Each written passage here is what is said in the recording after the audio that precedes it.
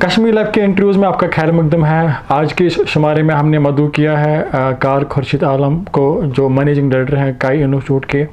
2013 से काई इंस्टीट्यूट चला रहे हैं। रिसेंटली उन्होंने एक इनिशिएटिव स्टार्ट किया है, काई कॉम्पिटिटिव एजुकेशन फॉर ऑल। तो मज़ीद तफसीलात हम उन्हीं से जानेंगे।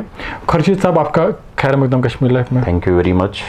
अस्सलाम वालेकुम वरहमतुल्लाह। खुर्शीद साहब, सबसे पहले हम जानना चाहेंगे, जो हाल ही में आपने एक इनिशिएटिव स्टार्ट किया है कॉम्पिटिटिव एजुकेशन फॉर ऑल, और जिसमें आप खाली एट द रेट ऑफ 500 रुपये में आप बच्चों को तालीम दे रहे हैं, तो ये आइडिया असल में है क्या?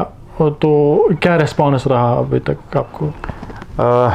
आपने बहुत ही बढ़िया क्वेश्चन पूछा है, तो मैं आपके ज़रिए ये बताता जाऊँ कि एक्चुअली ये ख़्याल बहुत पहले से आया हुआ था कि हम कुछ ऐसा करें जिससे हर घर में हम तालीम पहुंचा सकें, ख़ास तौर पर कॉम्पिटिटिव एजुकेशन जो है वो हम हर घर तक पहुंचा सकें। और ये आइडिया कहाँ से आया, तो मैं आपको बताता चलूँ। बेसिकली मैं श्रीनगर 2009 सितंबर में आया, और 2009 सितंबर जो ही था तो हमने फ्यूज़िस स्कूल ऑफ केमिस्ट्री से स्टार्ट किया। तो वहाँ पे मैं एक दिन ये देख रहा हूँ कि जब बच्चे का फ़ी देना होता है, तो एक पेरेंट आए हमारे पास फ़ी भरने के लिए, तो उन्होंने ना फ़ी एनवलप में रखा हुआ था।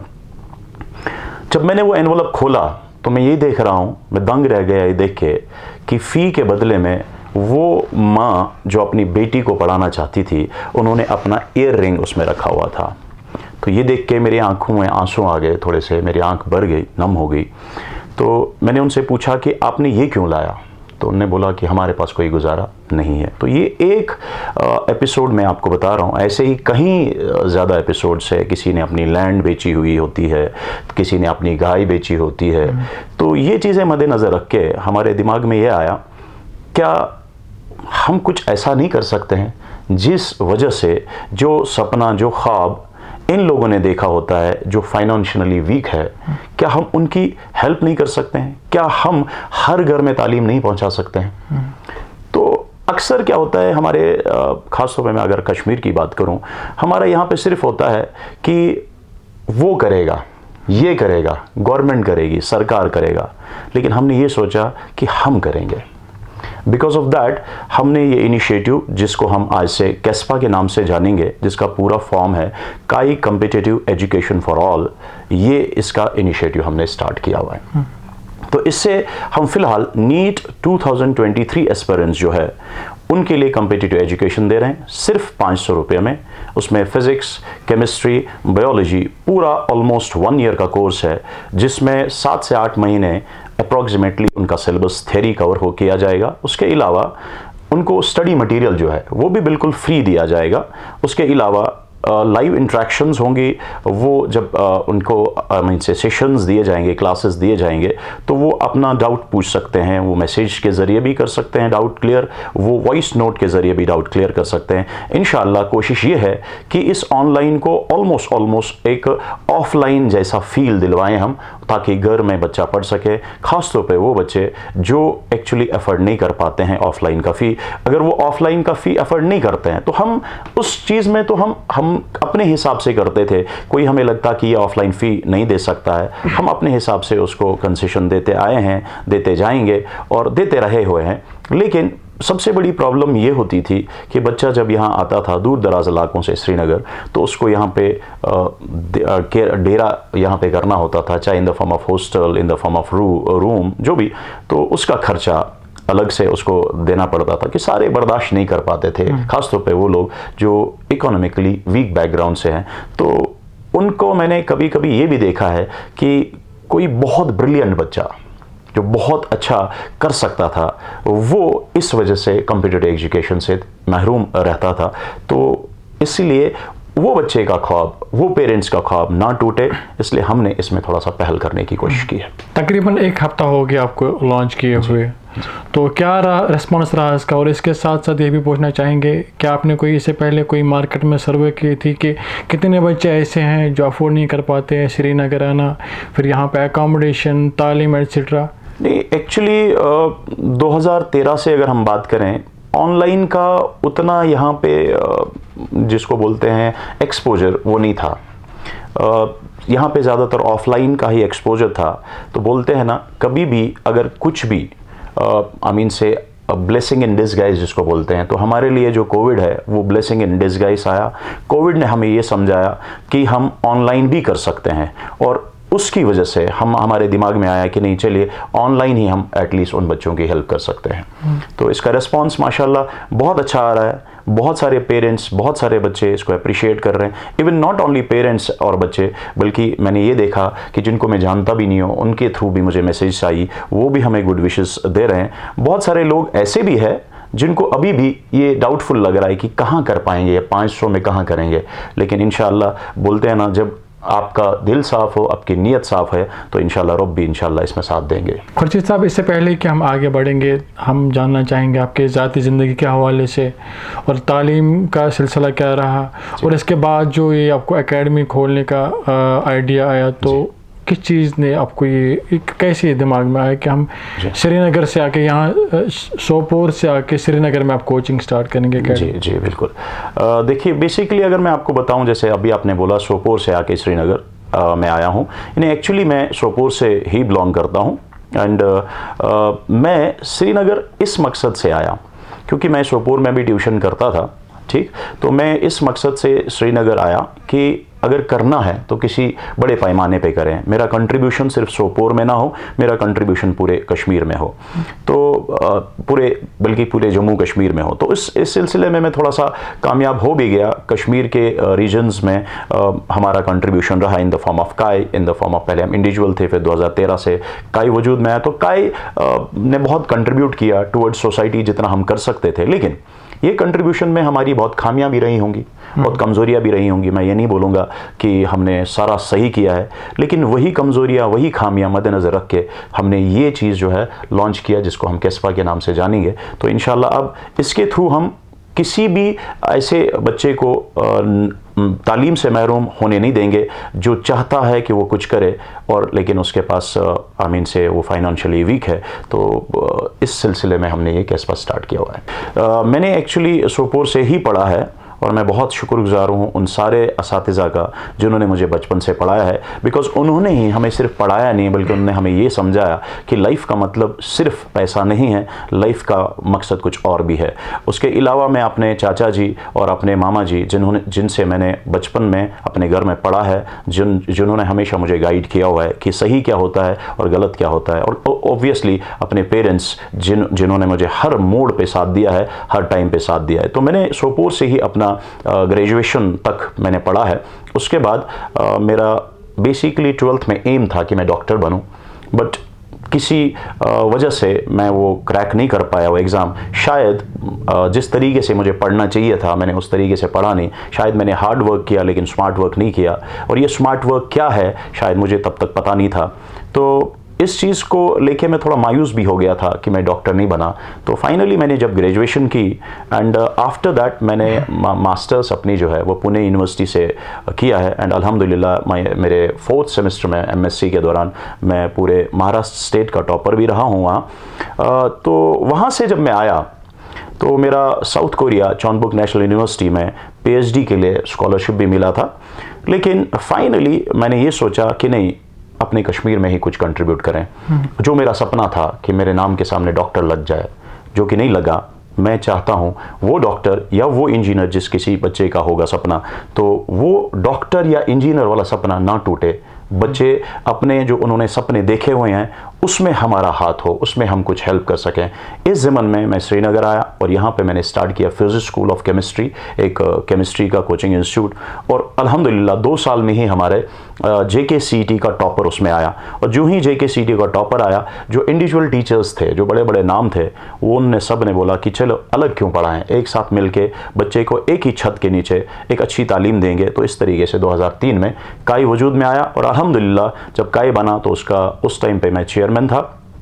तब से लेके अभी तक चेयरमैन बोले आप या चेयरपर्सन बोले या आप मैनेजिंग डायरेक्टर बोले, वो मैं हूँ। जब आपने स्टार्ट किया काई 2013 में आपने बोला, तो तब कुछ गिने चुने एकेडमी थे यहाँ पे परेपुरा या जो भी बाकी एरियाज़ हैं। अगर आज की हम बात करें हर जगह पे कोचिंग एकेडमीज़ है, तो क्या सूरत हाल है? क्या आपको लग रहा है कि लोग ज़्यादा अवेयर हो रहे हैं, अब उनको ज़्यादा बच्चों की परेशानी रहती है, अब बच्चे को यही पढ़ाना है, अब क्लास फर्स्ट से उनको कोचिंग की दी जाती है? देखिए, मैं जैसे आपने पहले ही बोला कि अब कोचिंग इंस्टीट्यूट्स का हब बन चुका है परेपुरा, कोचिंग इंस्टीट्यूट ज़्यादा है। मुझे लगता है जितने ज़्यादा कोचिंग इंस्टीट्यूट्स हो, कशमीर पर ना कश्मीरी में बोलते हैं, कहावत है कि यीत्या गाश यीत्या चंग तुता गाश। सो जिस हिसाब से अगर हम पॉजिटिव वे में लें कोचिंग इंस्टीट्यूट्स को, नेगेटिव वे में ना लें, अगर पॉजिटिव वे में लें, हर किसी का पॉजिटिव भी है पहलू और नेगेटिव पहलू भी है। अगर हम पॉजिटिव वे में लें तो अपने अपने हिसाब से सारे कोचिंग इंस्टीट्यूट जो है अपना बेस्ट देने की कोशिश करते हैं। भले ही वो अपना नाम निकालने के लिए कर रहे हैं, लेकिन सोसाइटी को ओवरऑल फ़ायदा ही हो रहा है इससे। तो जब अगर आप बात करें कि कोचिंग किस तरीके से जारी है, तो 2018 तक ऑब्वियसली ज़्यादा फ्लो होता था। 2018 के बाद कोविड आ गया, तो पेरेंट्स थोड़े से ये भी हो गए कि कोविड अगर हुआ तो कहीं बंद ना हो जाए इंस्टीट्यूट्स, हमारे बच्चे को कुछ से उसमें कमज़ोरी ना आए। लेकिन फाइनली हमने ऑनलाइन किया। लेकिन इसमें भी मैं देख रहा हूँ ऑनलाइन में वो बच्चा अच्छा कर पाता है जो सिंसियरिटी से सुने, अच्छे से सुने, ध्यान हो, जिसकी खुद की तवज्जो हो इस पढ़ाई की ओर। तो इसलिए मेरा सिर्फ ये ख्वाहिश है कि बच्चे जो है वो टाइम अपना ज़ाया ना करें, किसी दूसरी चीज़ों में टाइम ज़ाया ना करें। पढ़ाई है तब जाके वो इंसान बन सकते हैं, तो वो एजुकेशन में ध्यान दें, चाहे कोई ऑफलाइन कर रहा है चाहे कोई ऑनलाइन कर रहा है। बट ओवरऑल परेपुरा जो है उसमें बहुत सारे बच्चे भी होते हैं, बहुत पेरेंट्स का बहुत ज़्यादा भरोसा है कोचिंग इंस्टीट्यूट्स पे। ख़ास तौर पे अगर मैं अपने काई की बात करूँ, मुझे लगता है कि अगर काय है ये अल्लाह की मदद से तो है ही, बट उसके अलावा जो सबसे इम्पॉर्टेंट चीज़ काय में है, जो हम में है, वो है पेरेंट्स और बच्चों का भरोसा हम पे। इंशाल्लाह कोशिश है कि ये भरोसा कभी टूटे ना। आपने अभी बात की है पॉजिटिव और नेगेटिव। पॉजिटिव आपने बोला कि पॉजिटिव साइड क्या है। अगर हम नेगेटिव साइड की बात करें तो एक आम इंसान के जहन में ये होता है कि ये एक्चुअली एक बिज़नेस होता है, पैसे कमाते हैं ये। तो क्या आपको लग रहा है कि ये बिज़नेस ही है या उसमें कुछ कंट्रीब्यूशन भी रहती है पढ़ाई के सिलसिले में? जी बिल्कुल। देखिए, मैं ऐसा इंसान हूँ जो इस बात को गलत नहीं करार देगा कि ये बिज़नेस नहीं है। ये बिज़नेस है, लेकिन कम से कम आप ये देखो कि इस बिज़नेस से हम क्या कर सकते हैं। ये वो बिज़नेस नहीं है कि कोई आपके पास यतीम आ जाता है, कोई ऑर्फन आ जाता है या कोई फाइनेंशियली वीक स्टूडेंट आता है तो उसको हम दरवाजे बंद करते हैं। ऐसा बिल्कुल नहीं है। उनके लिए हमारे सब, बल्कि मेरा ही इंस्टीट्यूट नहीं, मुझे लगता है कि जहाँ पे भी कश्मीर में कहीं इंस्टीट्यूट है सारे वेलकम करते हैं ऐसे बच्चों को। सिर्फ लेकिन बच्चे का एक चीज़ होना चाहिए, बच्चे को गर्ज होना चाहिए पढ़ना खुद से। बच्चा अगर चाहता है कि वो पढ़ाई करे, वो दिखाए हमें कि वो पढ़ने की कोशिश कर रहा है, पढ़ रहा है, हमारे एग्ज़ाम्स में अच्छा कर रहा है। मुझे नहीं लगता ऐसे बच्चों को हम दरवाज़ा बंद करेंगे। तो अगर हम ये देखें तो कहीं ना कहीं हम कमा भी रहे हैं, और कमाना भी ज़रूरी है, क्योंकि अगर इंसान कमाएगा नहीं तो ज़िंदा कैसे रहेगा। बट ये जो एक इमेज बनी हुई है कि सिर्फ बिजनेस सेंटर है, ये भी सही नहीं है। हाँ, हो सकता है बहुत हद तक हमसे खामियां, मैंने पहले भी बोला, होंगी हम में खामियां। तो बेटर था अगर लोग आते और हमें बोलते ये खामी है, इसको सुधारें, इसको ऐसे सुधारा जाए, एज कम्पेयर टू ये खामियां है, ये बिजनेस है। बेहतर है आगे आए, सब लोगों से मेरी रिक्वेस्ट है, आगे आए, हमें बताएं हम में कहाँ कहाँ खामियां हैं, हमें किस तरीके से उन खामियों को दूर करना चाहिए, ताकि हम अपने कश्मीर को बहुत आगे लेके जाएं, खासतौर पर एजुकेशन में। ठीक। और मेरी तमाम पेरेंट्स से, तमाम बच्चों से ये रिक्वेस्ट है कि आप हमें अपने से अलग ना समझें। हम आप में हैं और आप हम में से हैं। आइए कश्मीर को आगे लेके जाते हैं as per education is concern. For cause of education आगे आइए मेहरबानी करके। अगर हम पिछले 3 सालों की बात करें, 2019 में नामसाइद हालात रहे, 20 और 21 में कोविड का टाइम था, तो बच्चे अटेंड नहीं कर पाए क्लासेस, ऑफलाइन क्लासेस, तो मैक्सिमम ऑनलाइन ही चला उन दिनों। तो आपने कैसे वो मैनेज किया? क्या आपने कंटिन्यू किया क्लास ऑनलाइन या आपका बंद ही रहा था? जी नहीं, बिल्कुल हमने ऑनलाइन किया, लेकिन पहले जो है उतना एक्सपोजर नहीं था टुवर्ड्स ऑनलाइन सेक्टर।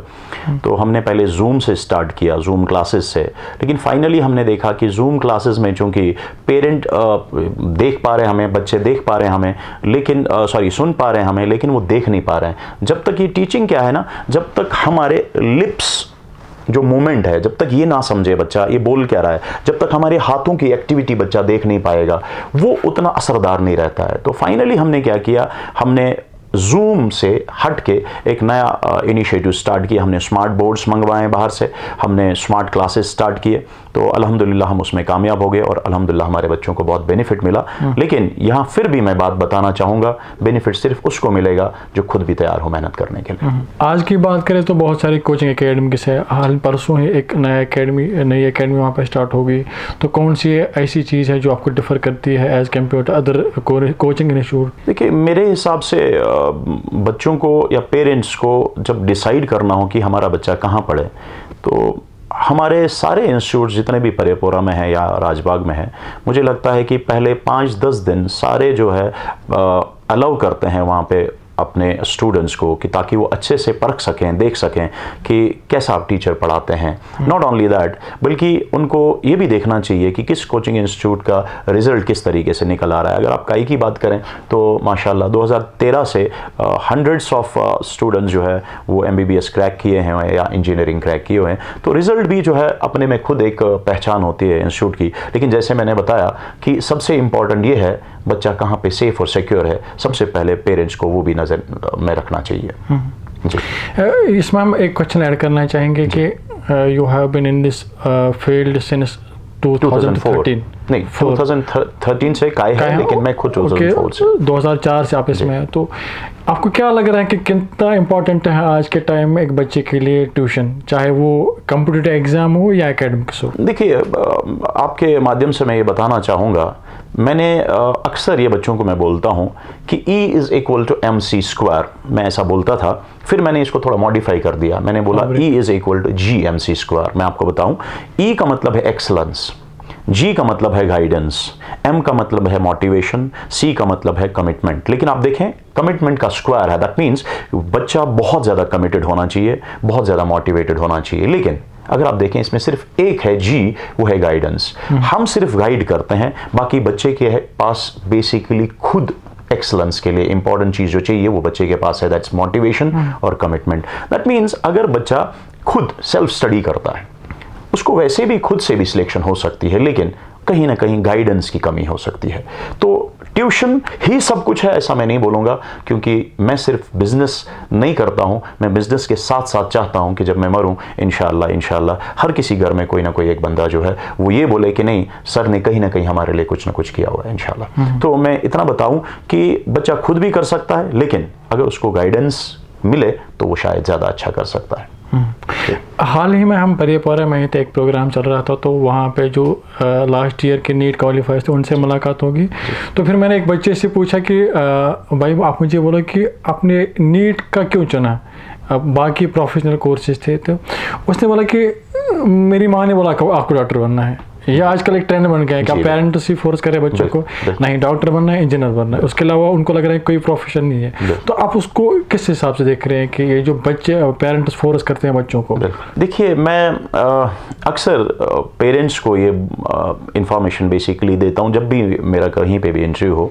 तो आज मैं फिर भी आपके ज़रिए फिर से कश्मीर लाइफ के ज़रिए फिर से पेरेंट्स तक गुजारिश कर रहा हूँ पेरेंट्स की, कि जब भी आपको ये डिसाइड करना हो कि बच्चा हमारा क्या करें, पहले बच्चे से सुन लें, पहले देख लें क्या बच्चा कैपेबल है, क्या बच्चे को ख्वाहिश है ये MBBS में जाने की, इंजीनियरिंग में जाने की, कहीं इसके साथ ज़बरदस्ती तो नहीं हो रही है। क्योंकि अगर बच्चे के साथ हम ज़बरदस्ती करें तो ऑब्वियसली वो बच्चा उसमें ज़्यादा एक्सेल नहीं करेगा।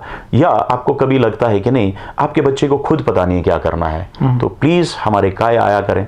जहाँ पे भी आपको काउंसलिंग की ज़रूरत है बच्चे को, हम हैं, हम अलग नहीं है, मैं बार बार बोल रहा हूँ, हम अलग नहीं है, हम सोसाइटी का एक हिस्सा है। उसके लिए कोई पे नहीं करना है आपने, अब घबराएं नहीं, बिल्कुल आप इत्मीनान के साथ हमारे पास आएँ, जितना हम आपकी हेल्प कर सकते हैं इंशाल्लाह हम तैयार हैं।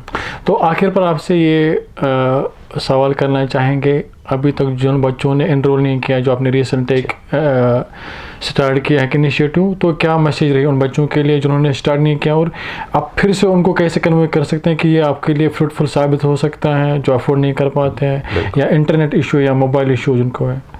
देखिए, जैसे कि जिन्होंने नहीं किया है एडमिशन, मेरे हिसाब से उनको भी इसमें एडमिशन लेना चाहिए। क्यों?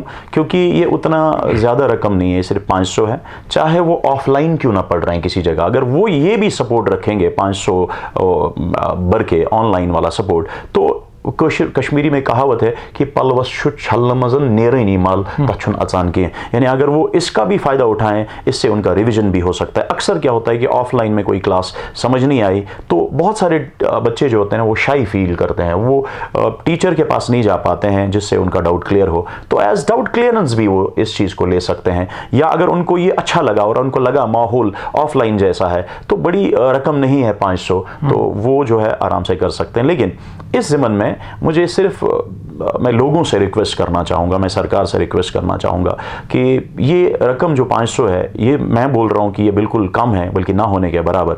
लेकिन at the very same time बहुत सारे बच्चे ऐसे भी हैं जिनके पास मोबाइल नहीं होगा, जो कम से कम 7,000 में आएगा वो स्मार्टफोन। या मैं इतना बताऊँगा कि जो एफर्ट शायद नहीं कर पाएंगे हर महीना 200, 300 खर्च करने की, तो मैं सबसे रिक्वेस्ट कर रहा हूँ, आप भी आगे आएँ। हमने एक कदम बढ़ाया, आप भी एक कदम बढ़ाएं, ऐसे बच्चे ढूंढें, उनकी थोड़ी सी हेल्प करें ताकि घर घर तालीम पहुंच सके।